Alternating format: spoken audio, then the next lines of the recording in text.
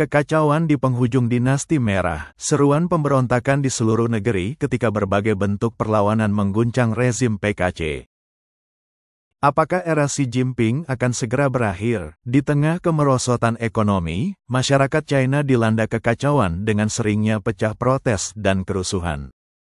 Insiden seperti balas dendam terhadap masyarakat, pembakaran karena sengketa upah, dan melompat dari jembatan karena upah yang belum dibayar terus bermunculan. Seruan untuk pemberontakan melonjak online, dan gelombang upah yang belum dibayar telah menyebar ke pegawai negeri sipil dan karyawan lembaga publik dalam sistem Partai Komunis China. Pada tanggal 25 Mei, sebuah video viral menunjukkan pensiunan karyawan dari perusahaan dan lembaga publik di Changsha memblokir kantor pemerintah kota, menuntut perlakuan yang sama dengan pegawai negeri. Penulis unggahan tersebut mencatat bahwa pensiun bulanan mereka yang hanya sedikit di atas 2.000 RMB, sekitar $278 Amerika Serikat, tidak cukup untuk mempertahankan kondisi hidup mereka saat ini. Rekaman tersebut memperlihatkan kerumunan besar lebih dari 1.000 pengunjuk rasa. Seseorang, mungkin seorang pejabat pemerintah, berbicara kepada kerumunan melalui megafon, menjanjikan resolusi. Namun, para pengunjuk rasa tetap tidak yakin dan terus meneriakkan yel-yel. Pada hari yang sama, video viral lainnya mengkritik kediktatoran Xi Jinping dan menyerukan reformasi demokrasi. Di dalamnya, seorang pria menyatakan, "Biarkan saya memprediksi bahwa Xi Jinping tidak akan bertahan lebih dari 5 tahun. Siapa selanjutnya setelah dia pergi?" Dia menambahkan, "Dari apa yang saya tahu, kemungkinan besar itu adalah anak angkat dari mantan pemimpin, anak baptis dari seorang bos yang, saya kira, tebak saja." Ketika netizen mendesak kejelasan, pembawa acara live stream menjawab, "Saya sudah cukup jelas. Saya tidak bisa mengatakan lebih banyak atau saya akan mendapat masalah. Tebak saja." Tanpa diduga, live stream tersebut tiba-tiba dihentikan. Pada hari yang sama, seorang pemuda lain yang membahas topik yang sama selama live stream juga tiba-tiba terputus. Komentar dari netizen termasuk, "Berani, dia sudah berkuasa selama 12 tahun. Masih dia semoga saja Hu Haiyan dan Hu Chunhua."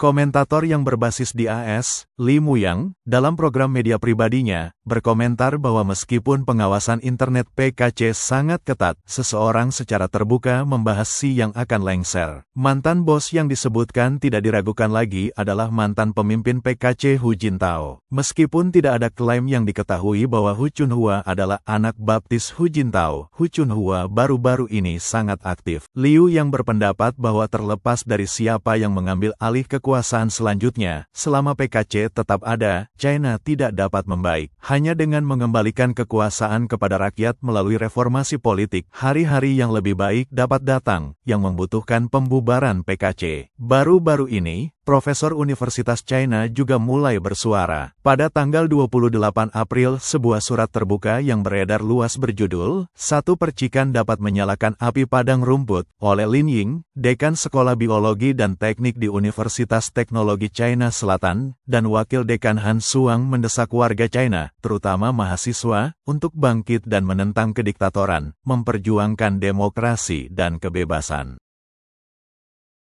Setelah mendapat perhatian luas di dalam dan luar negeri, informasi pribadi mereka di situs web universitas diubah dengan detail posisi mereka dihapus.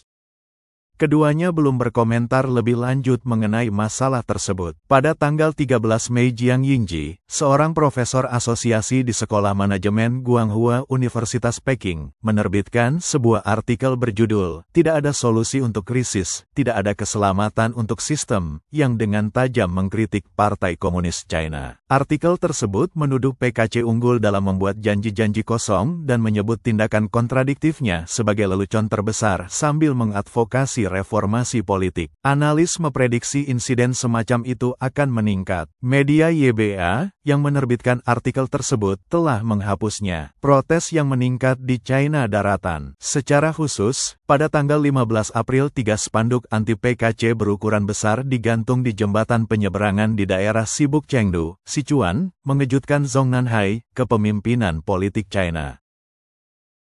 Spanduk-spanduk itu bertuliskan, tanpa reformasi politik, tidak ada peremajaan nasional. Rakyat tidak membutuhkan partai yang tidak terkendali dan China tidak membutuhkan siapapun untuk mendikte arahnya. Demokrasi adalah arahnya. Du Yin, seorang mantan pejabat Mongolia dalam yang kini tinggal di luar negeri, mengungkapkan bahwa individu yang bertanggung jawab, Malin yang berusia 27 tahun, telah menghilang dan kemungkinan besar dipenjara dengan prospek yang suram. Tanda-tanda ketidakpuasan publik yang meluas. Meskipun cengkeraman otoriter PKC, profesor universitas dan warga biasa di China daratan memprotes dengan berbagai cara. Mengingat blokade informasi PKC, berita yang mencapai luar negeri hanya mewakili puncak gunung es, menunjukkan bahwa rakyat China semakin mengenali sifat jahat PKC dan dengan penuh semangat menantikan keruntuhannya. Selain itu, gelombang antusiasme yang tiba-tiba untuk Huang Chao telah muncul di internet China. Puisi Huang Chao, ketika musim gugur tiba pada hari ke-8 bulan ke-9,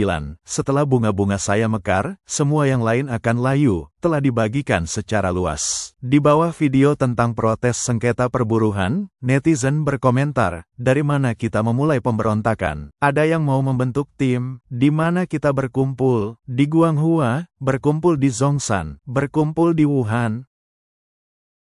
Seorang pengguna dengan bercanda berkomentar, sesuai tradisi, mari kita mulai pemberontakan di Nanchang. Seseorang yang mengaku sebagai mantan petugas polisi bersenjata menulis, saya dulu di polisi bersenjata. Ada yang mau bekerja sama, yang lain menjawab, ketika waktunya tepat, tunggu angin besar bertiup. Komentator Tang Jingyuan menyatakan, semakin keras kendali PKC dan semakin kejam eksploitasinya, semakin menyerupai panci presto. Begitu meledak, dampaknya akan menakutkan. Komentar-komentar ini mungkin terlihat seperti lelucon, tetapi menyembunyikan benih-benih ketidakpuasan publik. Mengingat kondisi sosial China saat ini, transisi dari komentar setengah bercanda ke tindakan nyata hanya membutuhkan satu peristiwa pemicu.